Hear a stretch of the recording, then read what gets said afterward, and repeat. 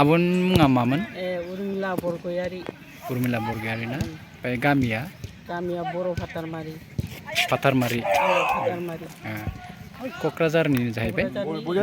ओरैनो original बाक्सानि। Original बाक्सानि मुसलपुरनिमोन? अ। ओमफ्राय आब'आ दा मा गेलेयो? आंथ' दा जेनेबा बेहाय डिसकास हामार बेनो मेन आरो आंनि। ओमफ्राय साइडआव ओरैनो सटफोर लाफायो। थिगैनो दङ। ओमफ्राय जेनेबा जोंथ' उन्दैनिफ्रायनो गेलेदों जुनियरावबो नेसनेल गेलेदों। ओमफ्राय नै दाहाय बेहाय 2000 सननिफ्राय जों बे मास्टार एथलेटिकआव जइन लानायनिफ्राय एसियान खनथाम, बेंगलराव खेबसे, थाइलेण्डआव, ओमफ्राय मालयेसिया। ओमफ्राय वर्ल्ड चेम्पियनशिपआव ब्राजिलाव खनसे, फिनलेण्डआव गेलेखांबाय। ओमफ्राय थाइलेण्डआवहाय ब्रन्ज मेडेल मोनदों। ओमफ्राय बिटिसिनिफ्रायनो एवार्डबो होनाय जादों आरो। थिगैनो दङ। आरो दा गेलेनो थांबावगोन? दा जोङो इन्टार डिस्ट्रिक्ट बखाघाटआव थांगोन। थिगैनो दङ दे।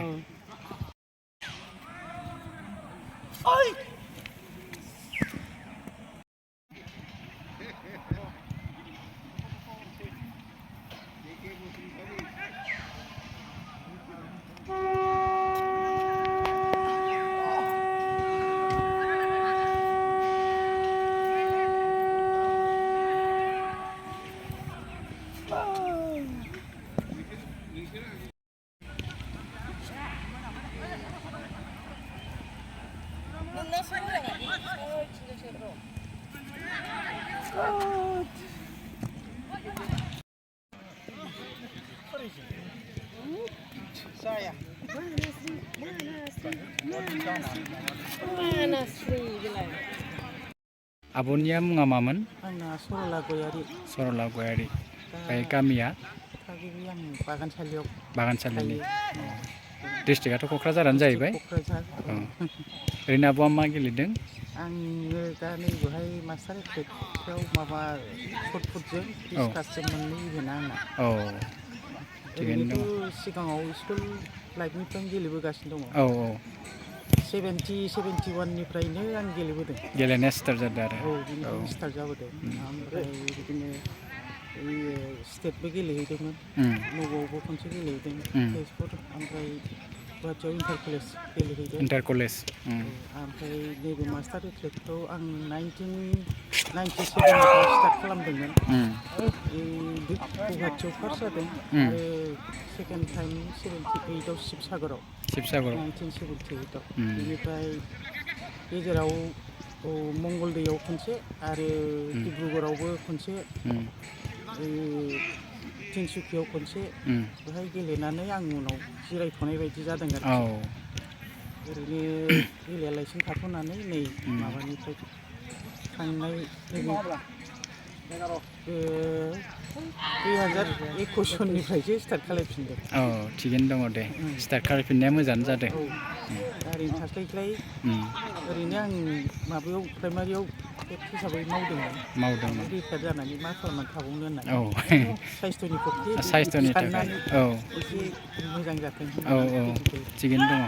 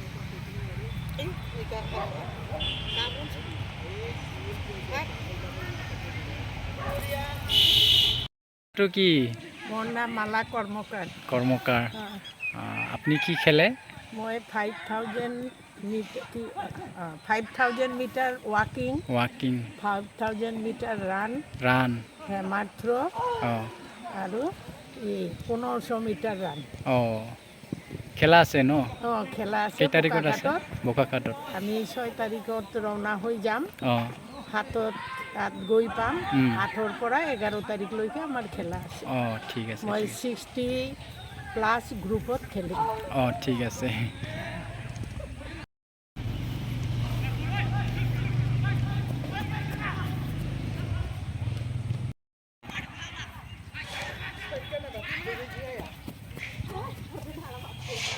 Bun nama manam? Angna Aroti Mohilari. Aroti Mohilari. Kokrajhar district ni na? Kokrajhar district. Nongtangnya running on nama? Running on. Ang 200, 400. 200, 400 meter soccer. Bekare, sampai malaba long jump bare. Long jump bare. 100 bekare. Deh, sampai dayo obyo khela dongo? Dayo mabe Bokagadau. Bokagat. Inter district. Inter district. Malah tanggan? जोङो 6 तारिखआव थांगोन 6 तारिखआव ओमफ्राय 8निफ्राय 11सिम जागोन आरो 8निफ्राय 11सिम जागोन बेनिफ्राय माला थांगोन जों 6 तारिखआव थांगोन 6 तारिखआव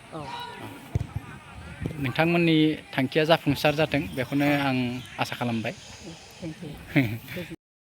आब'आ मा गेलेयो होनदोंमोन आङो 5000 रान खालामो रान ओमफ्राय 5000 वाकिं खालामो वाकिं ओमफ्राय 1500 रान ओमफ्राय आब'नि नामा मा नाममोन आंना समेस्वरी बसुमतारी गामिया बे क'क्राझार हाब्रुबारि खेला गेलेनो थांगोन ना दे जागोन दे नोंथांनिया मा नाम आंना मायाबथि बसुमतारी मा गामिनि आं हादानपारा वार्ड नाम्बार 8 नोंथांनियाबो बे रानिंआनो ना आं 100 200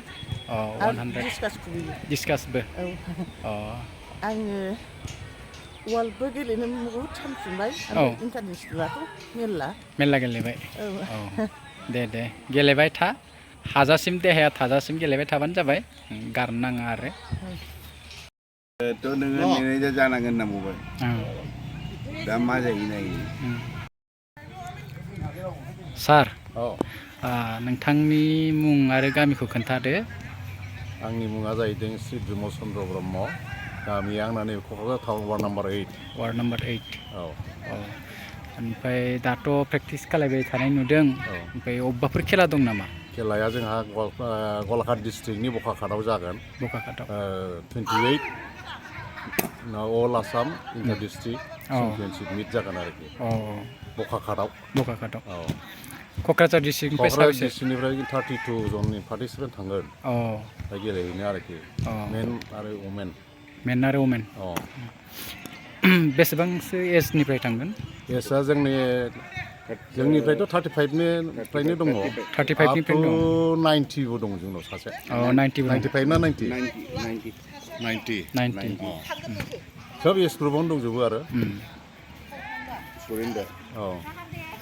ओमफ्राय माला थांगोन होनदो जोङो 6 तारिखआव गाखोगोन 6 तारिख 6 तारिख फुङाव थांनानै गुवाहाटीयावहाय रिजार्भेसन दङ लिडु एक्सप्रेसजों थांगोन हरनि 11टायाव ओमफ्राय फरकाटिङाव ओंखारहैगोन फरकाटिंनिफ्राय बास लानानै बखाघाटसिम थांनांगौ 1.5 घन्टानि लामा आरो बेनिफ्राय रेस्ट लाहैबाय 7 तारिखआव अखानायै 8 तारिखनिफ्राय अपेनिं जागोन 8 तारिखनिफ्राय सुरु जानानै आप टु 11 डिसेम्बरसिम जागोन खेला 11 डिसेम्बर मथा-मथि होमबा माने एसे सप्तासेसो सप्तासे दंबावो जों थांनांगौआ आरो खेलाबो सप्तासे जाखायो जाखायो होमबा थिगैनो दङ मोजाङैनो मोजां गेलेना फैबानो जाबाय नोंथांमोना देरहासार जाबोथों नोंथांमोननि साननाया जाफुंथों बयबो गेलेग्राफ्रा फ्राय मोनखायो गला मोनफा मोननैयाथ' कमनखा क'क्राझार आरो गोदोनिफ्रायनो नाम दंखायो जे देरहाखायो एबार मा जायो नायनोसै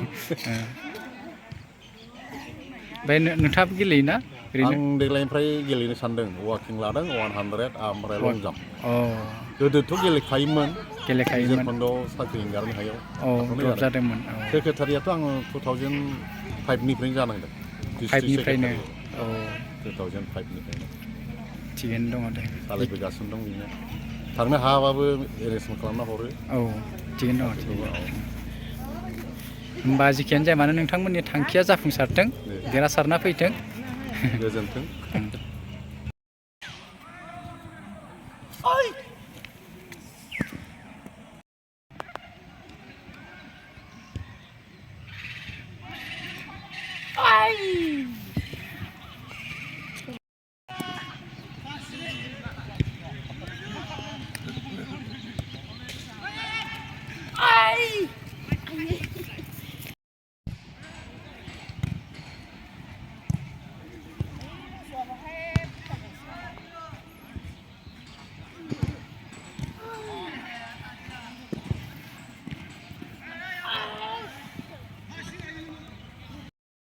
आब' खुलुमबाय आंनि नामा मनस्रि ब्रह्म ना आं क'क्राझार 10 नम्बर वार्डआव थायो ओमफ्राय आङो दायो इन्टार डिस्ट्रिक्ट अलासम जागोन आं बेवहाय थांनो ओंखारदों आङो javelin practice discuss short put आरो आंनि इभेन्टआ मोनथाम आं बेखौ गेलेगोन आरो दा प्रेक्टिस खालायगासिनो मोजाङैनो जादोंना प्रेक्टिसा प्रेक्टिसाथ' बेबायदिनो जायो मालाबा एसे ओरैनो आंबो उसुबिदाबा फैनो हाया थानाय जायो ओमफ्राय जाखिनि लोगोजों फैयो बेखौ आं खालामो आरो थिगैनो दङ दे थिगैनो दं एसे ओरैनो देहानि थाखाय बायदियै मेडेल मोननायाथ' गिदिर खोथा नंला ओरैनो जोङो पिकनिक स्टाइलै जों बेखौ माबायो आरो खालामो आरो दा जोङो बोसोराव खेबनै लोगो हमनाय जायो आरो अल आसामनि मानसिफोरखौ अल इन्डियायावबो जों लोगो हमलायनाय जायो आरो बोसोराव मोनसेया जाहैबाय इन्टार डिस्ट्रिक्टआव ओमफ्राय बेनिफ्राय जायनाखि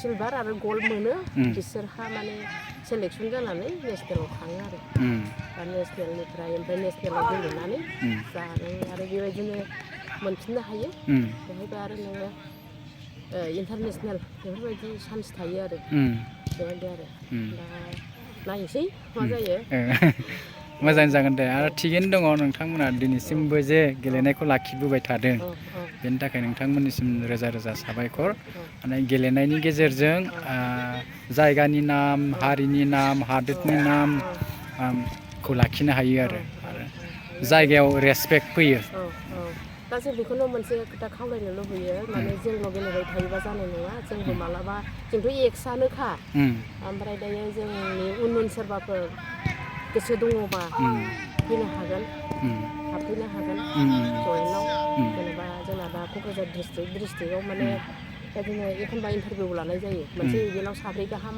साथाम गाहाम बाला बेखौ एलाउड खालामनाय जाया आरो माने बेखौ सेलेक्सन खालामनानैसो जों लागोन आरो माने मोनसे इभेन्टआव सानै खरिल' हाबनो मोनो डिस्ट्रिक्टआव डिस्ट्रिक्ट मोनसेयाव माने सानै खरिल' मोनसे इभेन्टआव जेनेबा आं दा जेभलिनखौ लादों जोंनि क'क्राझारनिफ्राय सानै थांनांगोन शर्टपुट फैगोन शर्टपुटाबो सानै जानांगोन डिसकासबा डिसकासाबो जानांगोन एज ग्रुपआव आरो मोनसे एज ग्रुपआव आङो दा 60आव गेलेयो 60आव गेलेयो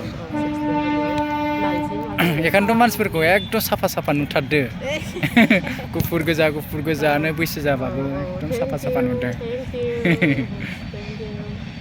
ओंखायनो जों खावलायदों आरो बेनि जुरिय'थैनो माने फै जोंजों बयबो हेफाजाब लाफै बेबायदि आरो एजआव लानानै एज गेले मेडेला गिदिर खोथा नङा जोङो जोंनि न'खराव प्रब्लेम बहुद थायो दुख सुख जों रायज्लायनो मोनो अल आसामाव दाथ' जों बिराद खुसि जाहैगोन पिकनिक स्टाइल नालाय जिनिसा जों बिराद खुसि जागोन आरो दा बयखौबो जों लोगो मोनगोन बयनिबो न'खराव सुख दुख मारै दं बोरै गैया थांनानै बेफोरखौ जों रायज्लायनो हागोन आरो मोनगोन आरो बेनिखायनो जों बिराद मोजां मोनो आरो टेनसनफ्रा फ्रि जायोलै गेलेबाथाय सिन्थाफ्रा खारो मोजां लिन जागोन मोजां खहाबगोन बे मोनसे बिराद मोजां मोनसे माने दुखुनि गेजेरखौ ज्राब दोनथ'लायनानैबाबो आरो दसेनि सम पिकनिक स्टाइलजों ओंखारलाङो आरो बेनो आरो होमबा साबायखर थाबाय आब' नोंनिसिम बेखिनि बाथ्रा बुंनायनि थाखाय दे थेंक इउ